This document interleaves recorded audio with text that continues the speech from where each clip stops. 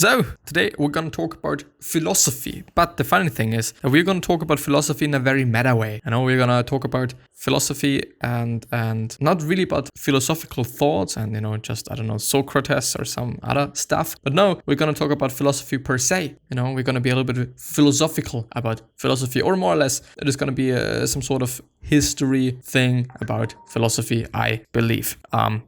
I'm sorry. Gonna turn it down. And it is a very interesting book. So I don't actually know if it is a book, since the cover does look a little bit, strange. The quote-unquote book is called The Story of Philosophy by Will Durant, or Durant, whatnot. Durant.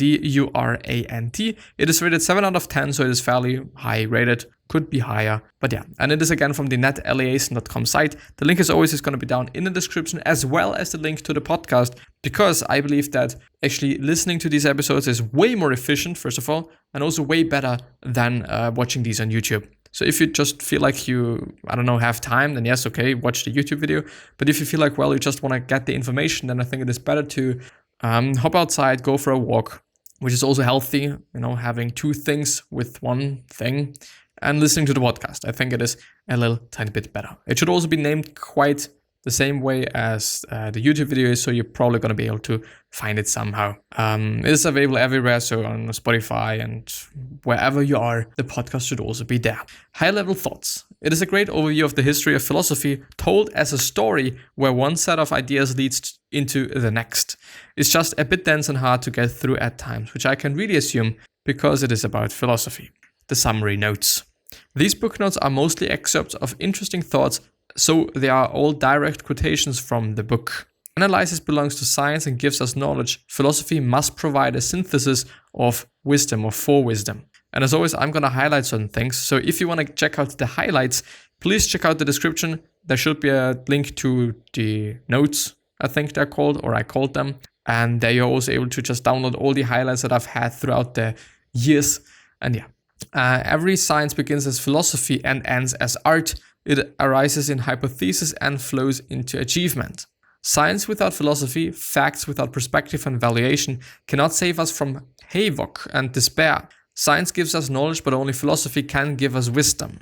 Specifically, philosophy means and includes 5 fields of study and discourse: logic, which is the first one, then aesthetics, ethics, politics, and metaphysics. Do you know, asks Emerson, the secret of the true scholar? In every man there is something wherein I may learn of him, and in that I am his pupil. And I gotta have to say, yes, it is quite in every person, whether it is your little siblings, whether it is your grandma, whether it is just some hobo that is sitting around. And, which, by the way, always, I don't like to see that, not in terms of it's so gross and some shit, but I don't know, I think they still are able to do some things. And I don't know, it might have been just a series of bad decisions in their lives which led to this situation.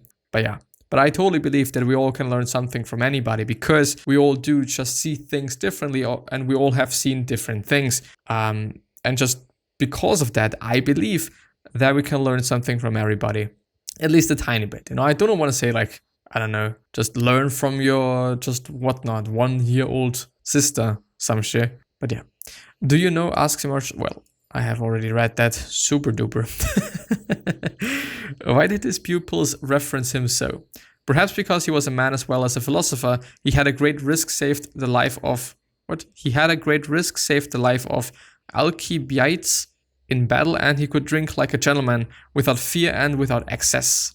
One thing only I know, and that is that I know nothing. Philosophy begins when one learns to doubt, particularly to doubt one's cherished beliefs, one's dogmas, and one's axioms.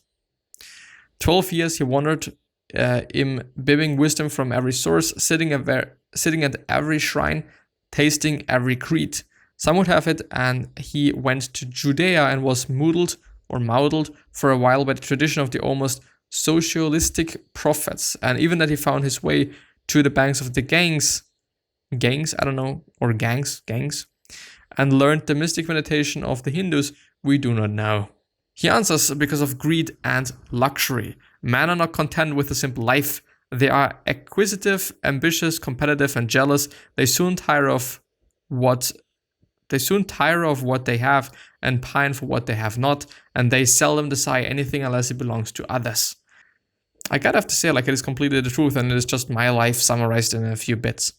And it is actually, I don't want to say it's a pretty huge problem for me, but it is a tiny bit of a fucked up thing indeed. Because if you constantly have to just get new things, if you constantly have to work on things and want to just do more and want to make more, and you cannot kind of be happy with doing nothing, which is a very big thing for me, it can be quite fucked up. And it quite can be also just draining and just not very nice. But I do want to point out, it is not only the case for men. And it is one of the biggest things that I hate about old books there is. You know, that they're always talking about men and just men are doing things and whatnot. What about fucking women? Motherfucker. They also are fucking ambitious and they also want to do just a fucking lot of shit. And not even sometimes, but often they're just doing way fucking more than the man is doing.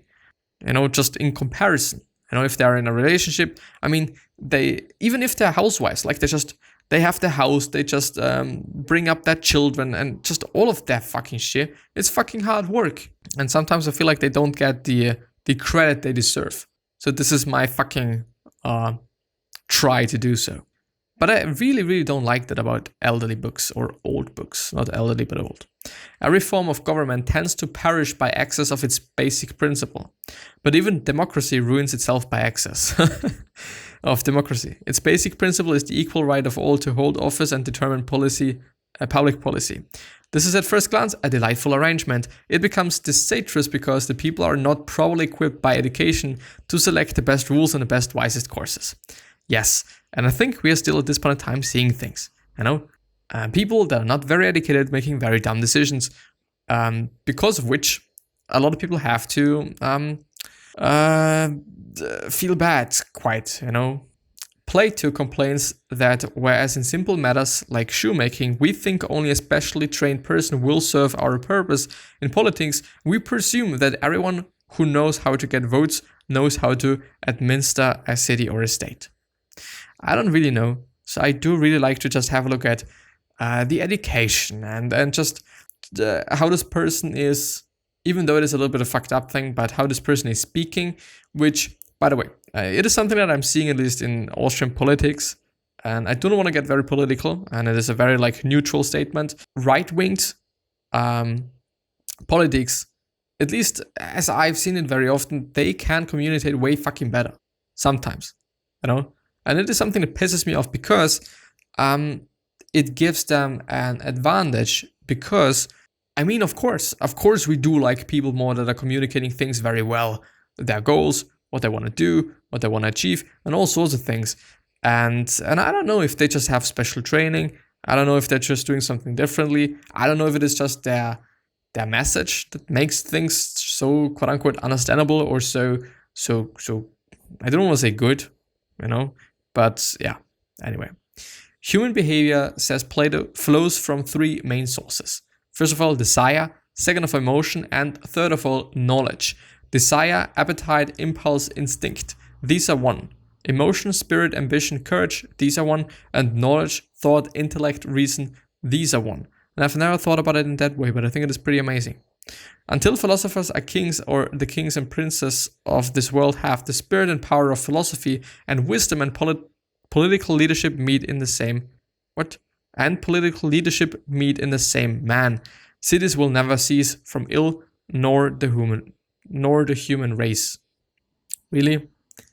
I don't know. I gotta just check things out, you know, because I do want to be there for people that need me, seem to need me. Well. But yeah. Anyway. For the first 10 years of life, education shall be predominantly physical. Every school is to have a gymnasium and a playground. Play and let's do it like this. Play and sport are to be the entire curriculum, and in the first decade, such health will be stored up as will make all medicine unnecessary. By the way, whoever wrote this and whoever thought this it's fucking amazing. Because, I don't know, like there's such a low amount of people that really do some kind of sports. But I don't know why. Like, I don't want to say that you have to work out for 2 fucking hours very intensively every single fucking day. No, you don't have to. let's just think about 3 times a week a full body workout, and that's quite it. That's it. Doesn't even have to be just very intense. I know you could also just work out because it is fun and because moving your body is a cool thing, and feeling stronger and healthier is also a pretty cool thing. I don't know. I do, on the other hand, think that it is going to spark the interest of building more, or just being more athletic and just doing more, which can lead to something that's negative or something that's bad, like just some sort of addiction. Yeah, I don't know. I do think it is a very important thing. Sport, very important. Do some type of sport, whatever it might be. Just move your fucking body. But I do think that resistance training is one of the best things you can be doing for everyone, because I don't know, a lot of people like muscular just development in certain areas, whether it is their lower back, whether it is the back in general, whatever it might be. It is always a good thing to just be relatively in relative good shape, which yeah, it's always good. It's always good, just upright posture, being able to do that, having good posture, which is going to lead to just various health benefits and sort of things. Yeah. To require the help of medicine, because by lives of idleness and luxury men have filled themselves like pools with waters and winds, flatulence and cathar. Is not this a disgrace? ? Our present system of medicine may be said to be educate diseases. I kind of sometimes, yeah, anyway. He resumes his customary diet and either gets well and lives and does his business, or if his conditions fail, he dies and has done with it. What? How shall we find a gentle nature which has also great courage? For they seem to be inconsistent with each other. Knowledge which is acquired under compulsion has no hold on the mind. Therefore, do not use compulsion, but let early education be rather a sort of amusement. This will better enable you to find out the natural bent of the child. Even though I do have to say, like, for me, education is something that's very important, and I do just take it relatively serious. And I mean, it definitely has something to do with how I was brought up. There was always like the focus on education, focus on good grades, focus on just all these things. I do in the end believe that it is something that did me good. I do not want to say that, okay, I've just, I don't know, some shit like, okay, which is something that quite often, quote unquote, pisses me off if people say like, okay, street smart versus just, I don't know, book, whatever. I don't know. Like, of course, I mean, you can be very, very, very, very, very successful by not just being in fucking Harvard or some shit. Yeah. But I don't know, like, you still have to know certain things, and how you learn things, whether it is by being in school or just being somewhere, just, I don't fucking care. You can be on the street and learn something if you can learn there. You can also be in a school and learn there. Some people need different things. Some people need a book, some people need a podcast, some people want to have a fucking movie. It just really depends on who you are and what you do and how you learn. And I don't know, like, I do not want to put any one of those things on a pedestal, because I don't just really believe kind of that. It's a funny feeling, to be honest. And I'm somehow just, I'm not sure yet what my real thought about this is, but I think I'm in a very, or I got into a pretty good direction with it now. But yeah, I'm never actually quite a big fan of putting things on a pedestal. At least I really, unless I really, really kind of believe in it. Plato believes that a nation cannot be strong unless it believes in God. I think there's actually some benefits to believing in a God or believing in God. I totally believe so. And I think it is something that I've been talking about in the book called The Power of Myth. Could be, but I'm not sure. I really am not sure. Division of labor must be by aptitude and ability, not by sex. If a woman shows herself capable of political administration, let her rule. If a man shows himself to be capable only of washing dishes, let him fulfill the function to which Providence has assigned him. Yes, thanks. This is something that I would tattoo on my fucking forehead. Pisses me off so much. No. It's fine. We grant this permission with strict orders to the parties to do all in the power to prevent any embryo from seeing the light. And if any should force its way to birth, they must understand that the spring of of such a union cannot be maintained, and they must make their arrangements accordingly. Morality, said Jesus, is kindness to the weak. Morality, said Nietzsche, is the bravery of the strong. Morality, says Plato, is the effective harmony of the whole. Which is very interesting, to just have a spectrum of thoughts on morality. I actually have to say, like, kindness to the weak is something that I appreciate.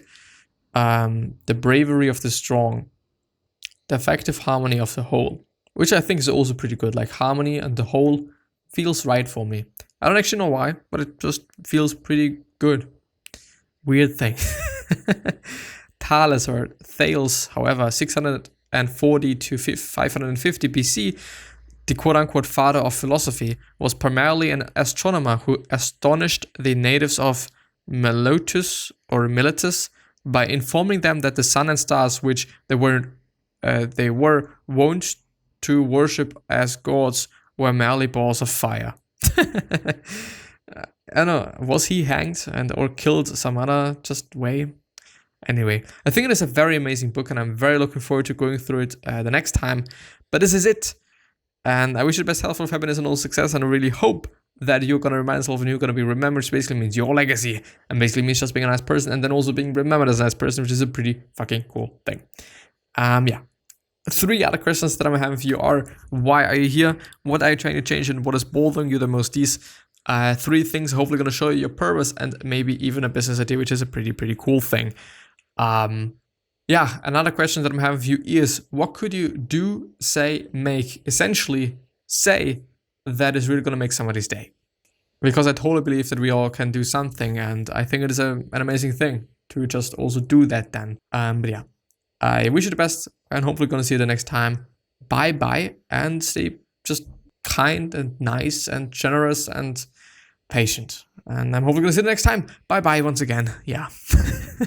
Always saying the exact same thing just 300 times. It's making things not necessarily better, but it is what it is. I'll see you.